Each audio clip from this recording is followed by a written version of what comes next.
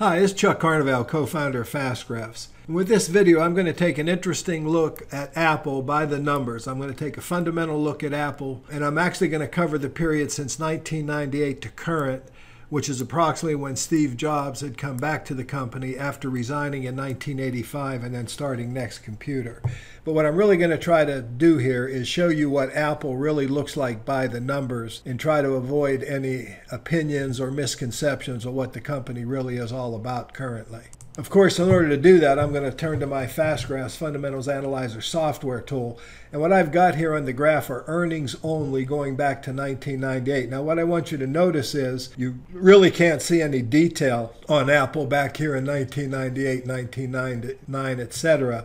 And that's because, as you can see, the growth here was so enormous. So what I'm going to do is take advantage of the logarithmic option here and go ahead and draw Apple utilizing a log scale where you'll get a much clearer perspective of what Apple's historical growth was.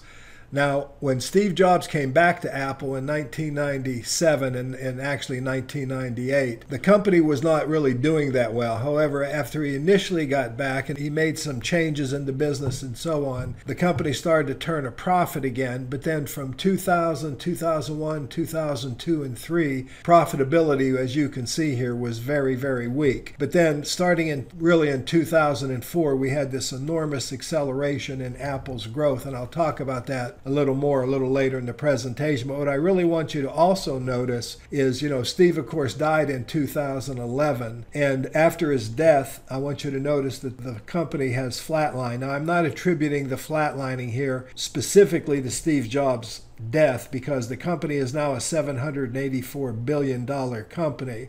And obviously, as a company gets this big, it gets more and more difficult to grow.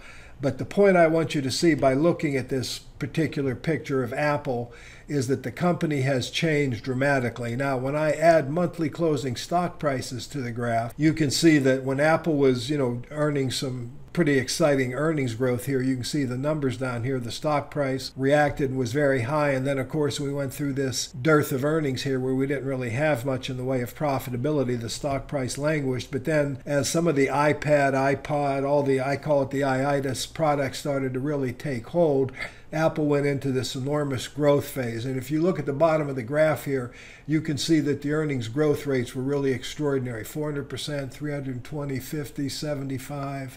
A down year during the Great Recession of 17, 140, and then 83%, and then the year after Steve left, 60%.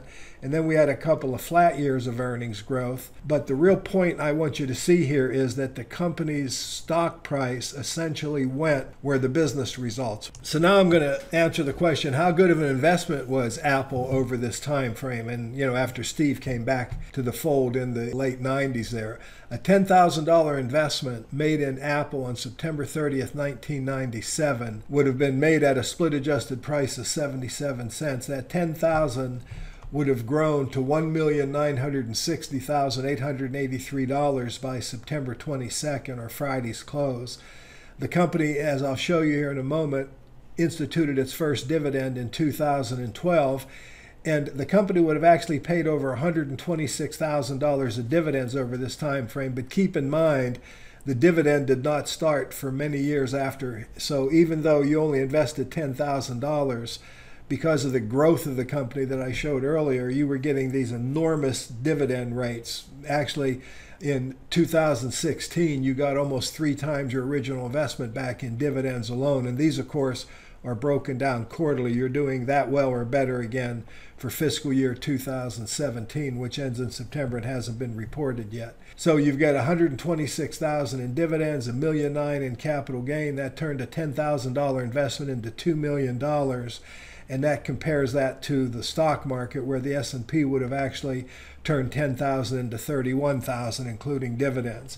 As I like to say, it's a market of stocks and not a stock market. And this is probably one of the best examples to illustrate that the stock market really had nothing to do with Apple and its returns that it generated for shareholders over this. Now, as I mentioned, I'm going to go ahead and put splits on the graph here. Apple split their stock 3 times during this time frame. They split in June of 2000, 2 for 1, They split in February of 2005, 2-for-1. And then, of course, in June of 2014, they split 7-to-1. So all these numbers are split adjusted. But what I really want you to take note of here is what has been happening to growth. Now, as I knock a couple of years off here, you'll see that Apple during this time frame, I'm using 2003 here, average earnings growth of 45% a year, but you can also see a significant flattening of that growth. So if I drop this down to, let's say, the last 10 years, keeping in mind that I'm including a couple of years of forecast graph here, growth drops to 28%. If I drop it to the last 5 years, earnings growth drops down to about 9%. And you can see that Apple's performance over this time frame has been relatively benign compared to historical results. It's pretty much in line with its growth. It's actually underperformed the market since September of 2012, but only by a little bit. It really, has been a decent performer.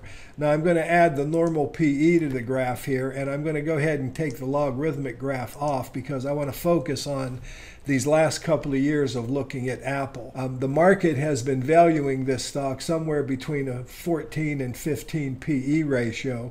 And of course, you can see it deviates as I point here, and this is going back since 2013. But more recently, Apple actually got a little overvalued relative to these recent earnings growth rates. And of course, we've had a couple of down days here and another down day today, I believe, as the stock reported some of the issues with the Apple 8 and the Apple 10 products being launched, the Apple Watch. There's obviously a lot to talk about with this stock, but my primary focus here is on valuation. The company was moderately overvalued here, which I believe makes it somewhat vulnerable to any type of bad news or even perceived bad news as we currently have. Now, looking to the future, Apple's forecast earnings growth rate for fiscal year 2017, which again ends September 30th, or pretty shortly here, is for about 8%. But now keep in mind, they won't report for about 45 days after the close. And then for fiscal 2018, and this is probably predicated on the launch of iPhone 10 and how well that phone actually sells, as well as sales of 8 and their Apple Watch and all the other products that Apple has. The analysts are expecting a good year coming up here, which would kind of indicate if it traded at let's say a reasonable 15 PE ratio, there could be a 10% rate of return going forward with maybe a little bit of short-term risk. So you might want to wait a little bit before you actually purchase Apple. Longer term, there are 8 analysts forecasting Apple to grow about 9 or 10% a year.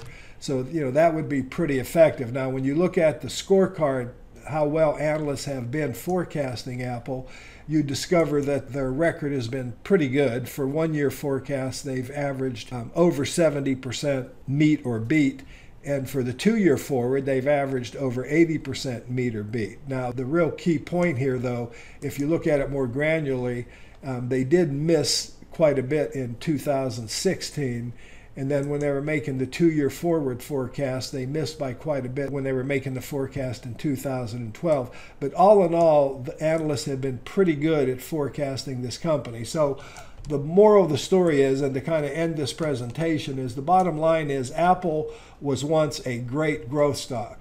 In 2012, as I mentioned, they actually instituted their first dividend for that year, and it grew quite a bit and quite consistently since then. It currently yields about 1.7%. It's trading at around a 17 blended PE ratio. I'd be more comfortable buying Apple somewhere between 126 and 154, which would be what I would expect next year's valuation to be. So I'd call it moderately overvalued, but not bad. It's actually reasonably valued. The market has not been willing to value it much more than about a 14 times earnings multiple since 2011, but of course that could change.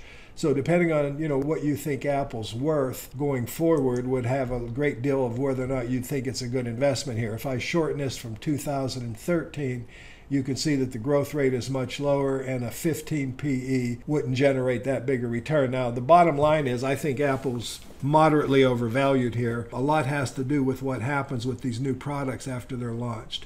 But what I wanted to do is give you a kind of a long look at Apple relative to what the performance of the company was. And the best way for me to do that was to take a look at it logarithmically, because Apple grew so fast in those early years after it, kind of got its traction again after coming out of 2000, 2001, and 2, that we had this enormous growth rate. But you can see that accelerated growth is beginning to level off.